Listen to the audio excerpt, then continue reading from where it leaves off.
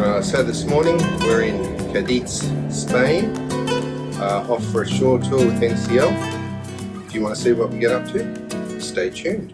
Hello world, wake me up to another good morning, time to go. Oh, we are all looking for adventure. We are all looking for adventure. We are all looking for adventure. We are all looking for adventure. We are all looking for adventure. So we left Barcelona and headed for Cadiz. To get there, we had to pass the Gibraltar Strait, which is the narrowest point between Spain and Africa, only 14 kilometres. It was night time when we arrived in Cadiz, but as soon as the sun came up, we boarded a bus and headed for the town of Medina-Sidonia. On the way, we saw all the salt pans, where they make sea salt still today. In some areas, they can get 70 kilos of salt from just 1 square metre. The other main crop in the area was sunflowers. Not that any of the Spanish eat sunflower oil, it's all exported. They're a little bit more fond of olive oil. Eventually we made it to the beautiful white-walled city of Medina-Sidonia. Hello, here we are in Medina-Sidonia. 400 metres up, white village we're about to explore. A little bit cold and windy.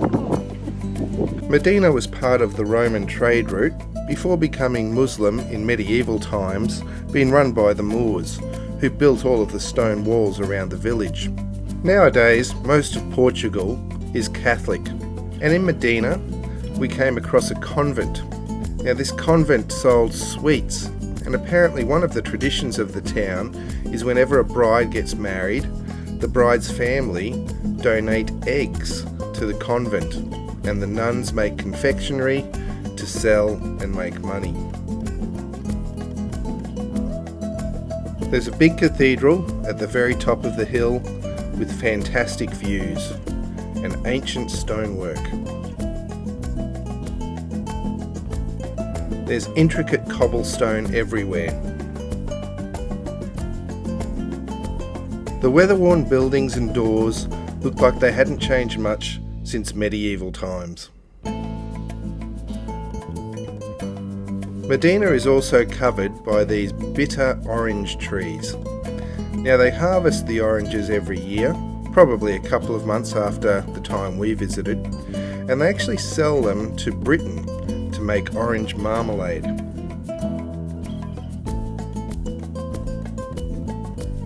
The medieval walls built by the Moors were dotted everywhere around the little village, including beautiful little gardens where you could take a seat and enjoy the views of the white-walled buildings.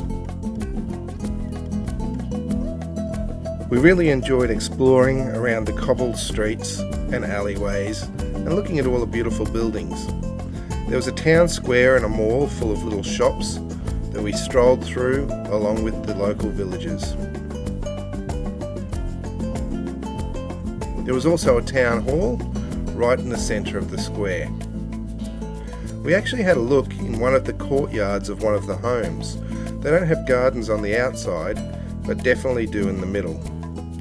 We also explored the main gate that was built by the Moors in medieval times. And through that gate we could see all of the wind turbines, which was one of the main power sources for this area. We actually had a ball up here in Medina-Sidonia, but now it was time to get back on the bus and head off for some sherry tasting. The bus took us back to Cadiz, to the Gonzales Byass Bodega. Now this was the home of the world famous Tío Pepe sherry, or sherry wine they call it. When we went in, they had a decorative display full of old barrels with all of the different countries that they export sherry to, Australia being one of them. We learnt about the Jerez region, which was the golden triangle for making sherry, and we were taken into one of their very traditional bodegas where they store thousands upon thousands of litres of sherry in oak casks. They talked us through how they rotate from the top to the bottom to ensure their mix is consistent year round. Each row of casks was set upon sand, and in summer they actually spray the sand to keep the humidity and the temperature in the bodega the same. They had a lovely function centre that was set up for a wedding that held some historical items, including some decorative casks, one for each of the 12 apostles, and actually a really large one dedicated to the Queen of Portugal. We headed outside to a street that was covered in grapevines. These vines weren't harvested, they were there just to feed the blackbirds and provide beautiful shade. It was so picturesque.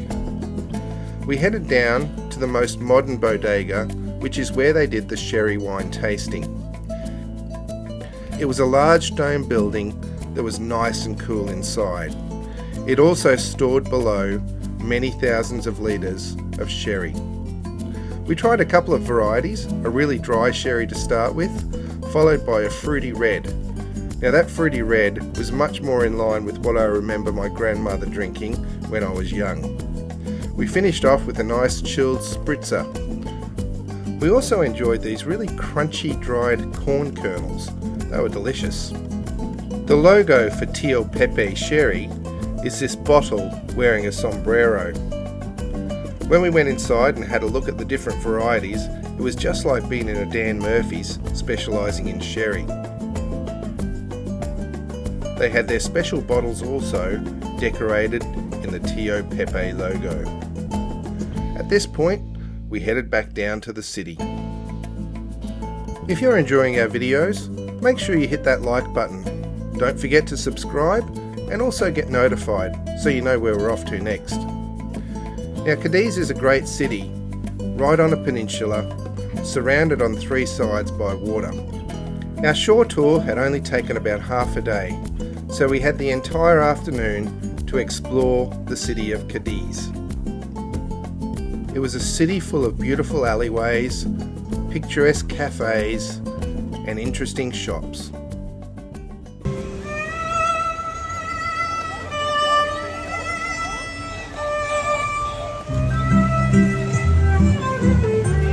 There were street buskers everywhere and a magnificent cathedral right in the centre of the city.